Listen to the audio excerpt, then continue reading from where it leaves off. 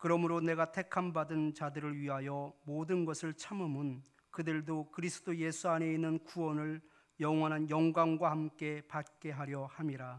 미쁘다 이 말이여, 우리가 주와 함께 죽었으면 또한 함께 살 것이요, 참으면 또한 함께 왕노릇할 것이요, 우리가 주를 부인하면 주도 우리를 부인하실 것이라. 우리는 미쁨이 없을지라도 주는 항상 미쁘시니 자기를 부인하실 수 없으시리라. 아멘.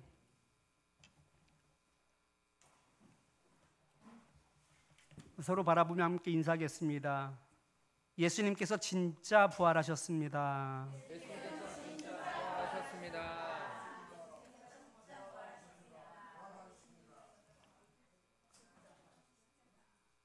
소망을 따라라는 말씀의 제목을 가지고 함께 은혜를 나누겠습니다.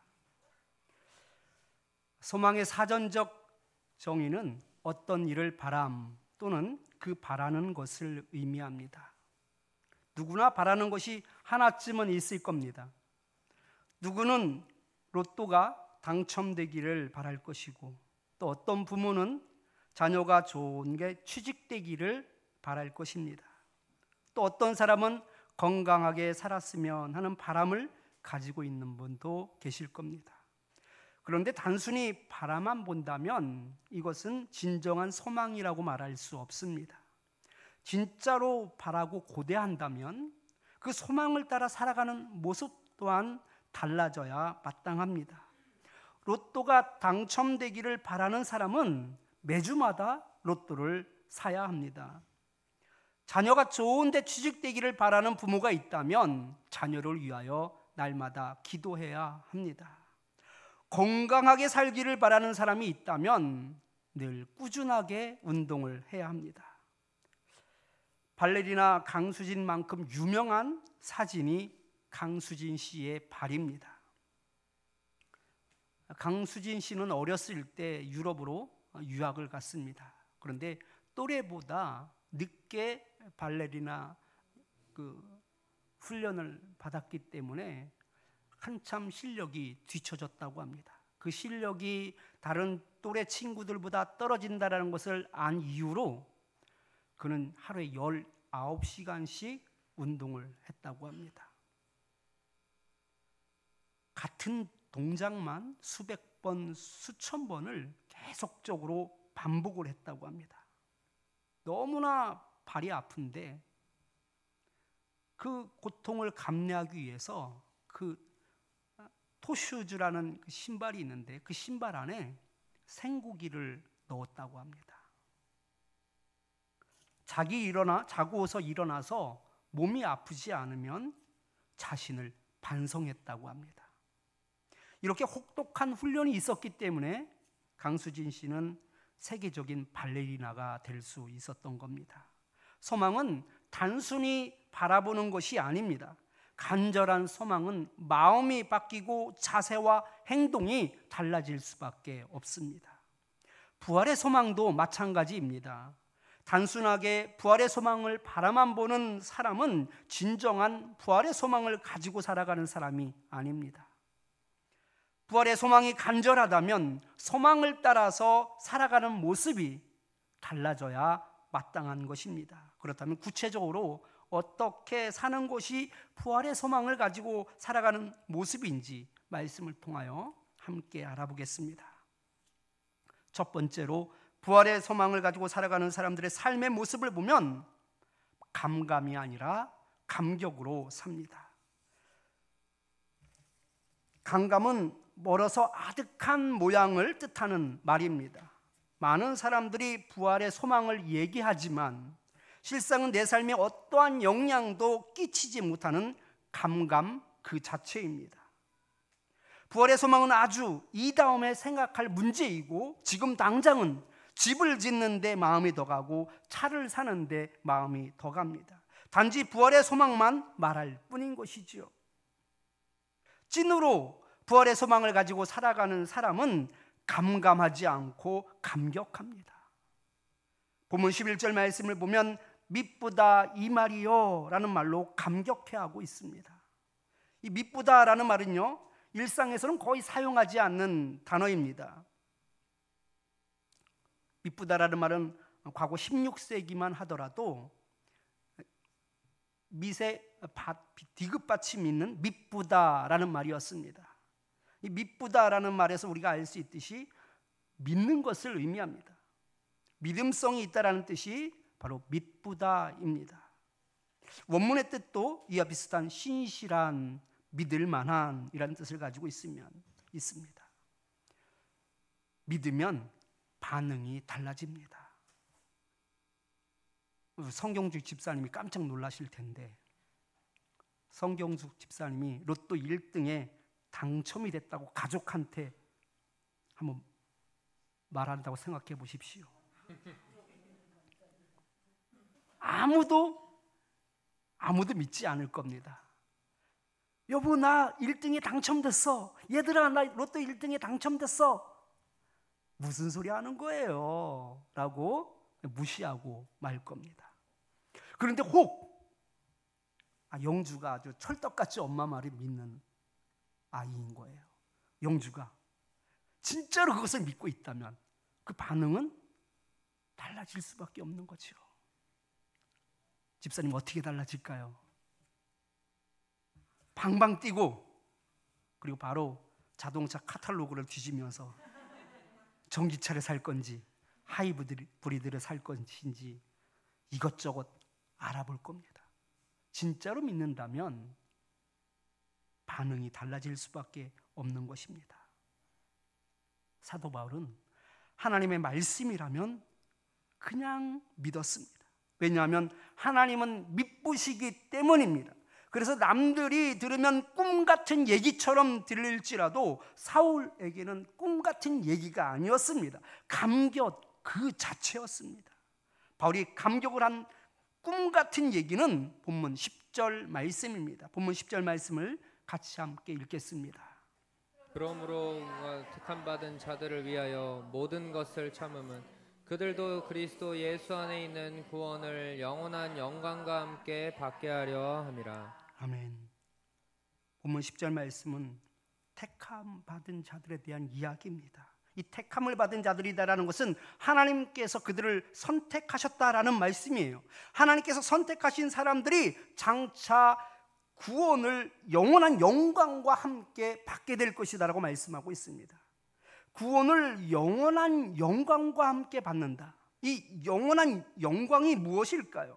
이 영원한 영광에 대해서 본문 11절 말씀 현대인의 성경으로 같이 한번 읽어보겠습니다. 여기에 믿을 만한 말이 있습니다. 우리가 주님과 함께 죽으면 그분과 함께 살 것입니다. 아멘. 이 영원한 영광이란 부활하여 예수님과 함께 살게 되는 것을 의미합니다. 다시 말해서 바울이 감격했던 것은 예수님과 함께 살게 되는 그 부활의 소망을 확신하고 있었기 때문입니다. 하나님의 말씀은 틀림이 없으니까 오 미쁘다 이 말이요 라며 감격할 수 있었던 것이죠. 진짜로 믿으니까 방방 뛰게 되는 것입니다. 이제 곧 부활하여 예수님과 함께 살게 될 그날을 생각하면 견딜 수 없는 벅찬 감격이 끌어올랐던 것입니다. 빌립보서 1장 23절 24절 말씀을 같이 한번 읽어보겠습니다. 내가 그 둘 사이에 끼었으니 차라리 세상을 떠나서 그리스도와 함께 있는 것이 훨씬 더 좋은 일이라. 그렇게 하고 싶으나 내가 육신으로 있는 것이 너희를 위하여 더 유익하리라. 아멘. 쉽게 말하면 빨리 죽어서 그리스도와 함께 있고 싶다라는 얘기예요. 사람은 본능적으로 죽음에 대한 막연한 두려움이 있습니다. 병이 걸렸다고 해서 아싸 이때다 라고 말하는 사람이 있을까요? 아니요, 없습니다. 이 병원 저 병원 찾아다니면서 병을 고치려고 하죠. 더 오래 살아야지 되죠. 그런데 사도 바울은요, 차라리 세상을 떠나서 그리스도와 함께 있는 것이 훨씬 좋은 일이다라고 생각하고 있습니다. 왜냐하면 그는 부활의 소망을 가지고 있었기 때문에 그렇습니다.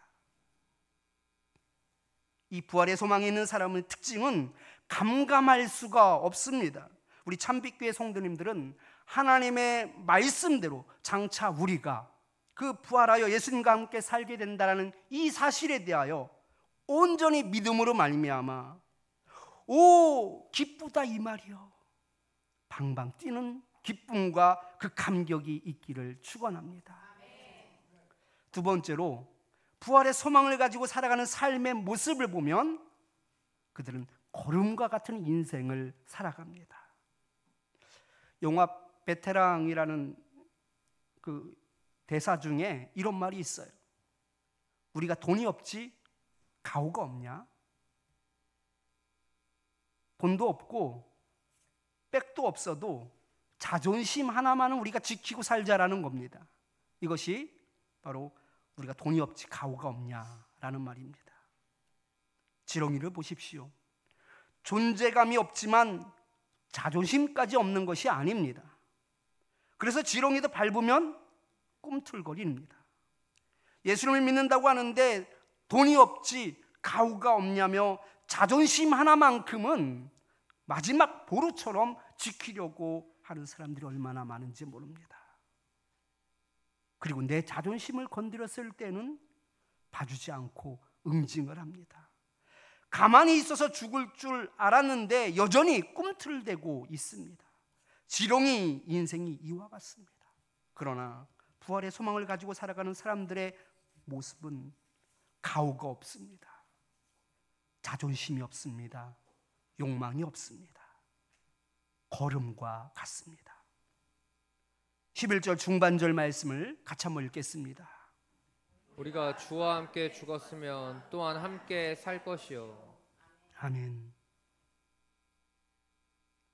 이 문장에서 우리가 알 수 있듯이 부활하여 주와 함께 살기 위해서 절대적으로 필요한 전제 조건이 있습니다. 주와 함께 죽었으면 또한 주님과 함께 살게 될 것이다라는 것이죠. 바로 주와 함께 죽는 것입니다. 부활의 소망을 가지고 사는 사람들은 이와 같이 주와 함께 죽습니다. 예수님께서 모든 조롱과 비난과 그 멸시를 받아내며 물과 피를 다 쏟고 죽으셨던 것처럼 우리도 예수님처럼 함께 죽어야 합니다. 자존심도 내려놓고 야망도 내려놓고 성깔도 내려놓고 죽어야 합니다. 주와 함께 죽었으면에 해당되는 이 시제가 과거형입니다. 앞으로 주와 함께 죽어야 된다라는 뜻이 아니고 이제 이미 죽은 상태가 되어야 한다는 뜻입니다. 반면에 함께 살 것이다 라는 말은 미래형으로 쓰였습니다. 예수님과 함께 죽음의 과정을 거쳐야만 앞으로 우리는 예수님과 함께 살 수 있다라는 뜻입니다. 아프리카 세렝게티 초원을 누비는 사자를 보십시오. 숫사자의 포유는 최대 8km까지 들린다라고 합니다. 소리는 114데시벨까지 올라가는데 거의 제트기 엔진 소리에 근접할 정도의 소음입니다. 그래서 사자의 포유는요, 사냥감을 충분히 겁주는데 충분하다고 합니다. 이렇게 위세 등등하던 밀림의 왕 사자도 언젠가는 죽습니다. 사자도 죽으면 하이에나나 치타의 먹이가 되고 이들이 먹고 나서는 또 독수리의 먹이가 됩니다. 그 나머지까지 다 발라내고 그리고 그 나머지 부분은 거름이 되어 식물을 살리게 되지요.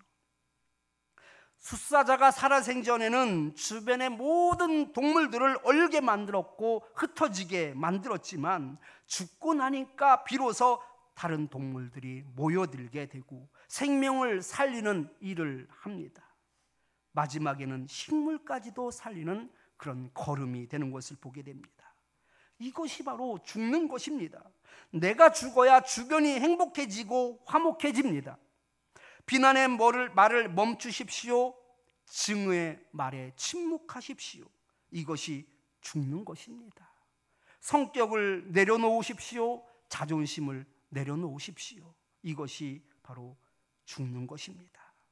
그래야 비로소 하나님의 의와 영광이 나타나게 됩니다. 동기 목사님이 지은 시가 있어서 여러분들에게 소개해 드립니다. 제목이 공동묘지입니다. 의신연스럽다. 2년 전년 억울해 죽은 묘지. 말이 없어 더 무섭다. 억울해도 말 없는 공동묘지 된다면 이놈 저놈 그 누구도 건들지 못할 텐데 오늘도 살아있어 입을 나불댄다. 미치겠다. 사도 바울도 죽는 것이 잘 안 돼서 날마다 죽음과 씨름하였습니다.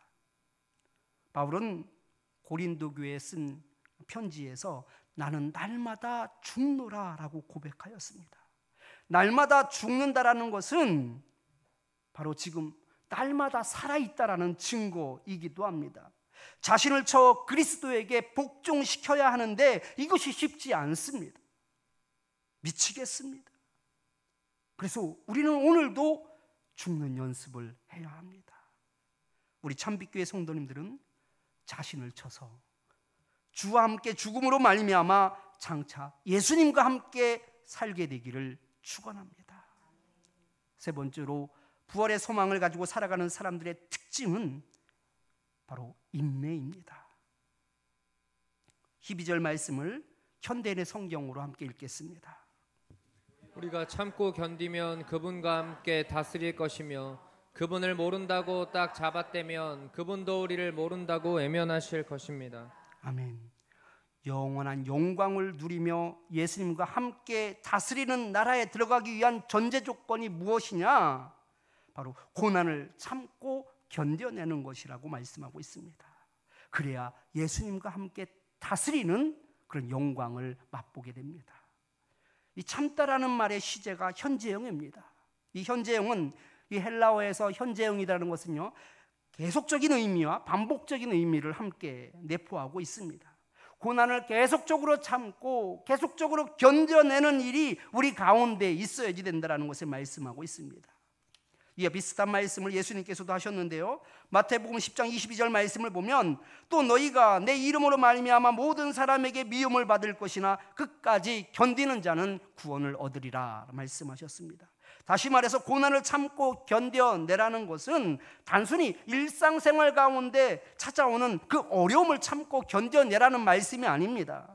믿음을 따라 살면서 겪게 되는 그런 여러 환난과 그 손해들을 참고 이겨내라는 뜻입니다.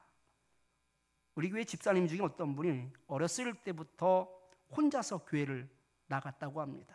그런데 교회 나가는 날은 여지없이 어머니한테 매를 맞았다고 합니다. 그런데 참 신기한 것은 그 어린 나이에도 매를 맞으면서 교회를 다녔다는 겁니다. 이것이 바로 예수님을 믿는 것 때문에 찾아오게 되는 환난입니다.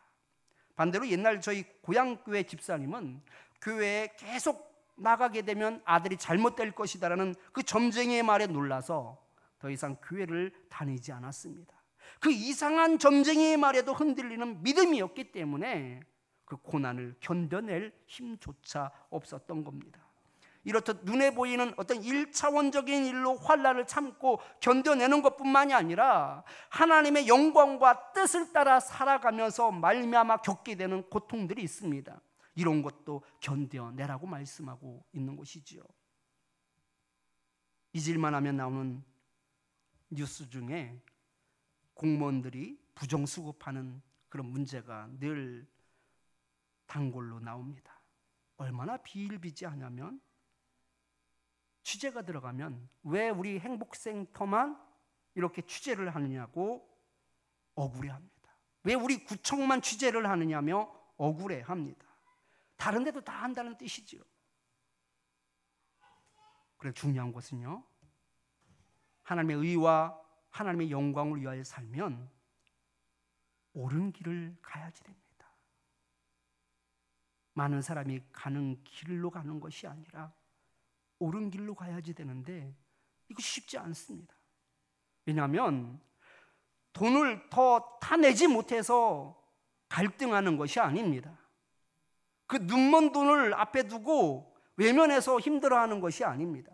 그 많은 사람들의 잘못된 길로 가고 있는데 그들로부터 왕따를 당하기 때문에, 그들로부터 공격을 받는 것이 두렵기 때문에 하나님의 편에 서지 못하는 경우가 얼마나 많은지 모릅니다. 여러분, 하나님의 뜻을 따라 살게 되면 사람의 편에 서지 않습니다. 사람의 방법대로 살지 않습니다. 힘들어도, 어려움이 있어도 하나님의 뜻을 따라 그 옳은 길에 서게 되는 것이죠. 하나님의 뜻을 위하여 고난을 당당히 받으십시오. 견뎌내십시오. 장차 부활하여 하나님 나라에서 예수님과 함께 왕노릇하게 될 줄 믿습니다. 오늘은 부활절을 맞이하여 부활의 소망을 가지고 살아가는 사람들의 삶의 모습을 살펴보았습니다. 부활의 소망을 품고 사는 사람들은 감감이 아니라 감격이 있습니다. 거름과 같이 자신을 죽이며 자신을 부정합니다. 하나님의 의와 영광을 위하여 겪게 되는 환난을 피하지 않고 참고 견디어냅니다. 우리 참빛교회 성도님들은 삶의 자리에서 이와 같은 삶의 모습이 나타나 부활의 소망 가운데 살고 있음이 온 땅에 증명이 될 수 있기를 축원합니다. 아멘.